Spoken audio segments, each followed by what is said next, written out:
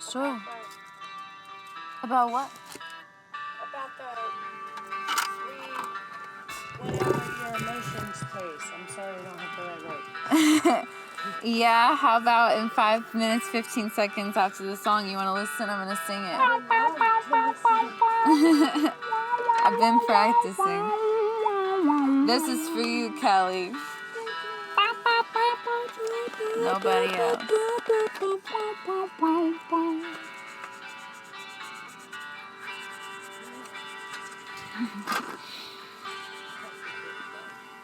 Oops.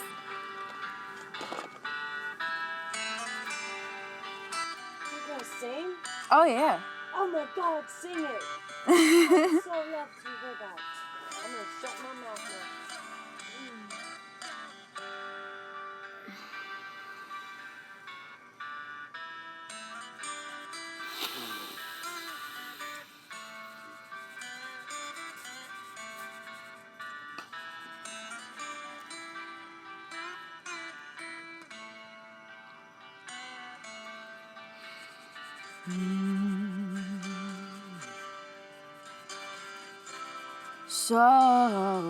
So you think you can tell heaven from hell, blue skies from pain? Can you tell a green field from a cold steel rail, a smile from a veil? Do you think you can tell? Did they get you to trade your heroes for ghosts? Hot ash for the trees, hot air for the cool breeze, cold comfort for change.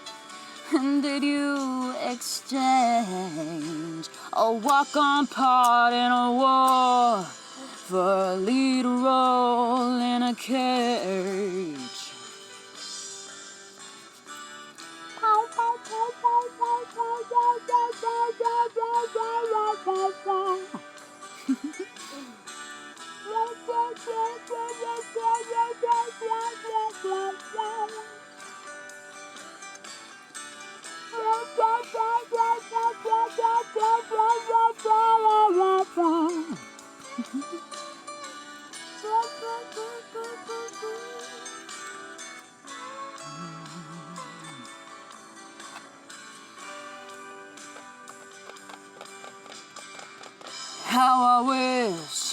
How I wish you were here.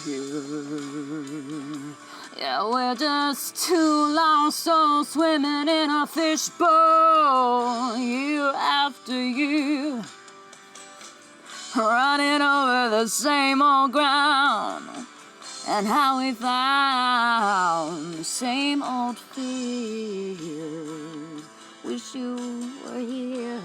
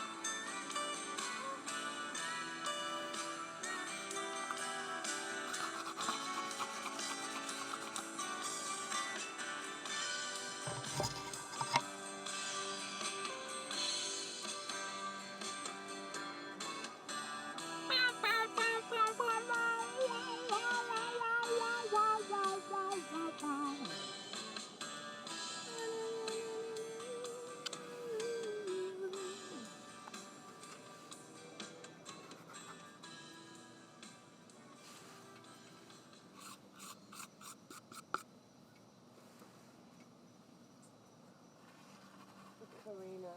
It was so powerful. Your voice was absolutely amazing.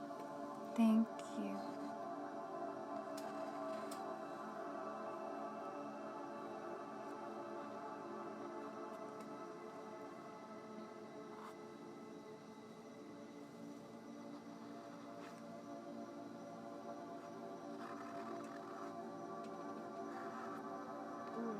Is it okay to ask a question now? Yeah, what's your question?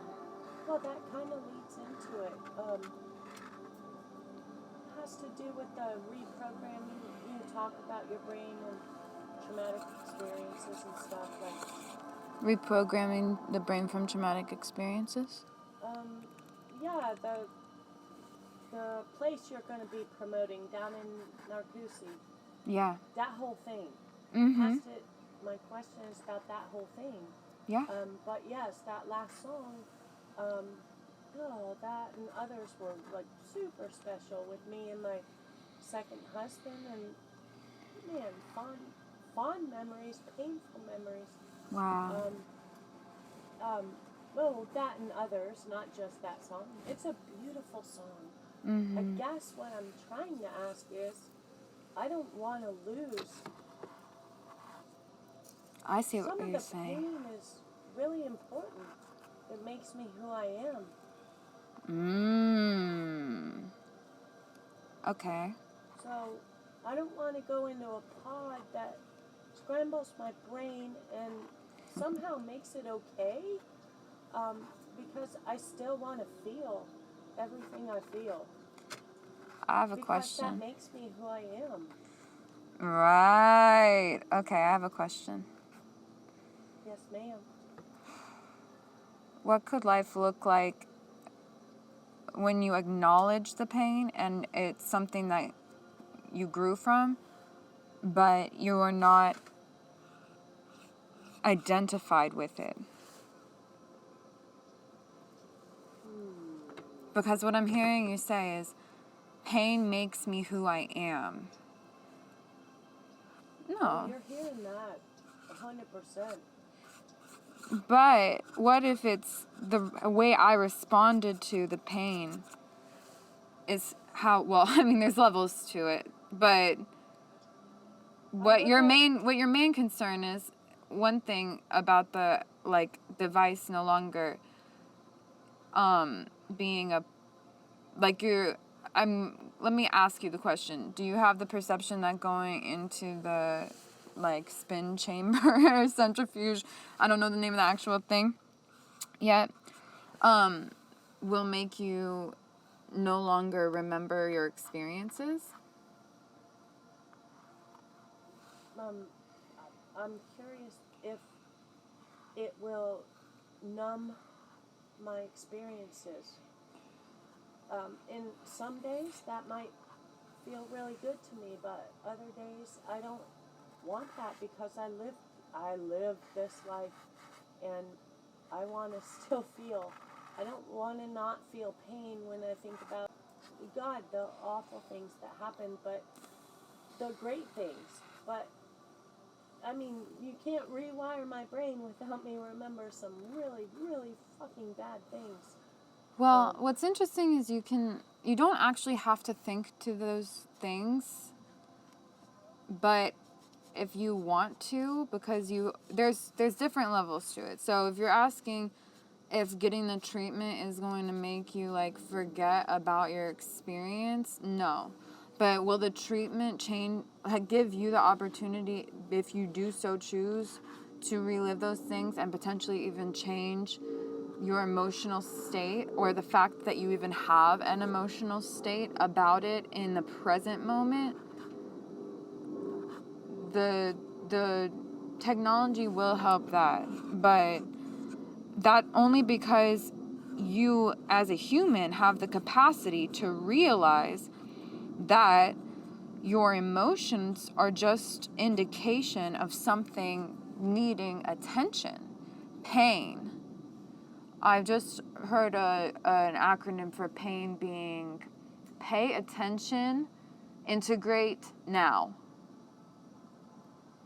So when we experience pain, our and we're having emotional triggers, or actually we use the word activated. We don't use the word trigger because it has a very negative connotation. But when you become activated by the pain, right, or the emotion, what if you become activated by its source, which is the infinite within you that is indicating to you, pay attention to something, integrate something new now. This is something for me to grow from, not something for me to, like you said, like become inoculated by, basically. And I know that I recognize that what you're sharing too is that you maybe feel, and this is very typical, and don't correct me if I'm wrong, but you maybe feel sort of a level of significance from experiencing the pain. Like, it becomes a part of your process, and it's almost like you enjoy that, you know? But that's because it's your identification of it being a part of who I am, or it being who I am. And without it, I'm somehow less human, or somehow not... Less. Yeah, less. somehow You don't just have less. To qualify that. You 100% are right on track. But these are also very typical levels of consciousness that, like, when there are specific kinds of blinders, we all become susceptible to also, you know? It's not,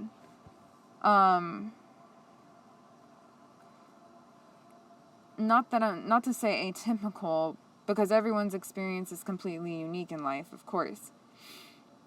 But also, like, I guess I would almost say a little bit predictable because of the life view that kind of identification with pain generates. Does that make sense? Communication with what? I would say, I would almost call it predictable just because of what level of life view being identified with pain generates. Like, I can predict maybe how you would feel about something like that, because when it's in that level of life view, that's how far you can see beyond, because it's like everything is associated to the pain, you know? But that's why I asked you, what does life look like not identified with that pain? Because when we can really break free of the hold that pain puts on us, is when we start looking at what can I create from my life, generate from my life, out of beauty, out of significance, out of, like, a state of full, whole, centered worthiness, without clinging onto the pain of our subconscious mind, or the pain of our conscious mind pulling us away from the present moment, which is ruled by our subconscious mind. So we put conscious thoughts on top of what we're just trying to experience in the physical realm. And that's why everything seems so mumble jumbled, is because we're, like, pulling out of the present moment to experience usually that pain. Usually that overthinking mind, usually that parasite that's telling me this and that. And then, of course, when the body and the soul and the mind and every level has experienced real trauma with actual people who symbolize to us, like like other experiences and ways of feeling in our bodies, because honestly, until we crack open the case that, like, every other human literally is me, and I'm surrounded by that state of awareness all the time, every human interaction we have is a person based off of our own experiences and our own pain in life, if we're identified with pain. Otherwise, they become an experience of genuine observation of another person, just like a clean slate. Yeah, exactly. But it's hard for us to do that because we have experiences of one another, and we play characters and roles in each other's lives in ways that sometimes are super beneficial, especially for a collective, but also sometimes can be super destructive, even when it comes to looking at our own relationship with our own self. It's like the way things are supposed to be. I mean, my first husband was supposed to die, and that was a horrible experience, but I think his whole life was to culminate that experience for me so that our lives would change a trajectory. You know, when it's all interwoven together. Yeah, There are reasons for things.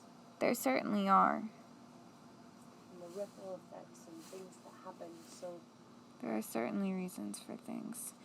I can't pretend I can understand it all the way. I'll get confused and I'll get astounded more often than not. Actually, not confused so much anymore, but observing the chaos. That's definitely it. Sometimes inner chaos and sometimes just chaos of the world. the organized chaos that It's completely organized, things too. were exactly happening the way they were supposed to happen. That's a fact. And all the good too. So much good. Just because of the ripple. Just because. The bad happens and the good happens because of the way it ripples and the way it affects everybody else and changes the trajectories of their lives. So, yeah. Yeah.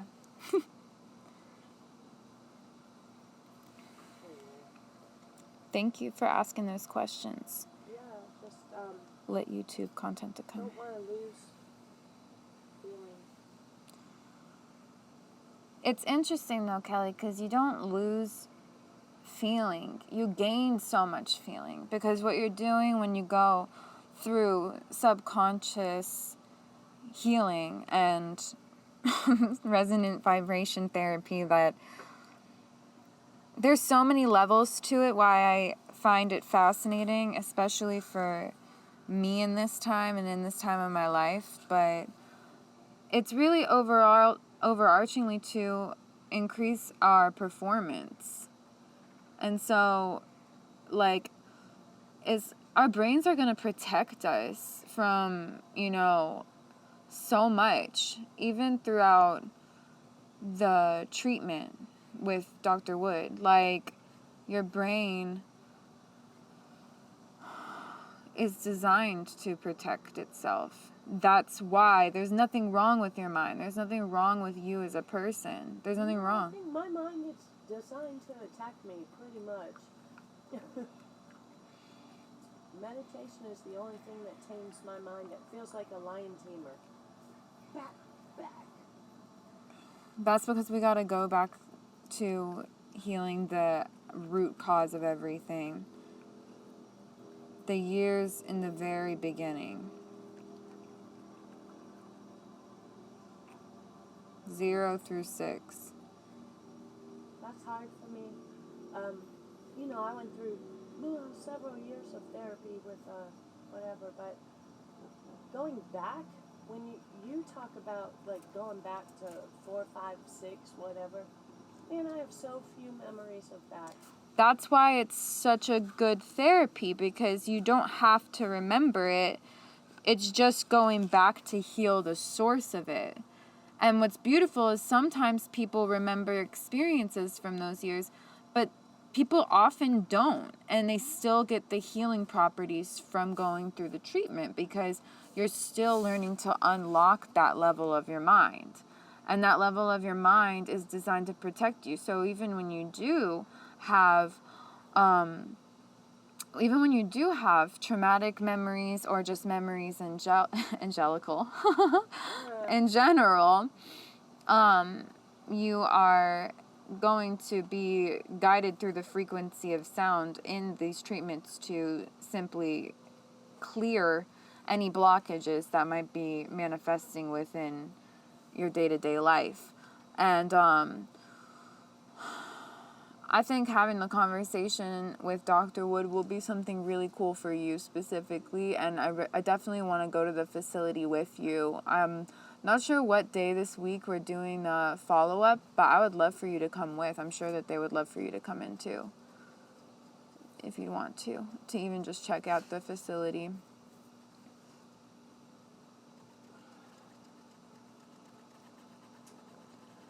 yeah, I'm not opposed to going to see. Yeah, and you don't have to do anything you don't want to do, ever. Cool. But you could see me hop into some funky machine. Your dad just texted and said, "Hey, I just realized we had fun together." Good for him. Text him back. I know I did. He couldn't even pretend it sucked. There you go, Mikey. Hey, I just realized we had fun together. Oh my god. The more I spend time around him, oh my god. He's crazy. He was having them laugh the whole day. The people at the DNA machine. They thought he was hilarious. I was like, oh Lord. He kept telling everyone his name was Crazy Mike. I know, but it's so hard to, like, oh my god, when he got up on the podium out by the pool. I can't believe it. Oh my god. Little things like that. And his comment to you about where's the new American, and he's hilarious. And He is hilarious. Sad is I never got the opportunity to know that until now at 52 years old. Don't worry, his jokes have gotten a lot more refined, so you went through that. I don't care. You're getting some of his best work. You're getting some of his best I'm work. literally sitting there trying to figure out, is this a real song or is he making this up on the fly? And then he sends us the serenade this morning. I just love that. Oh my God, I can't imagine.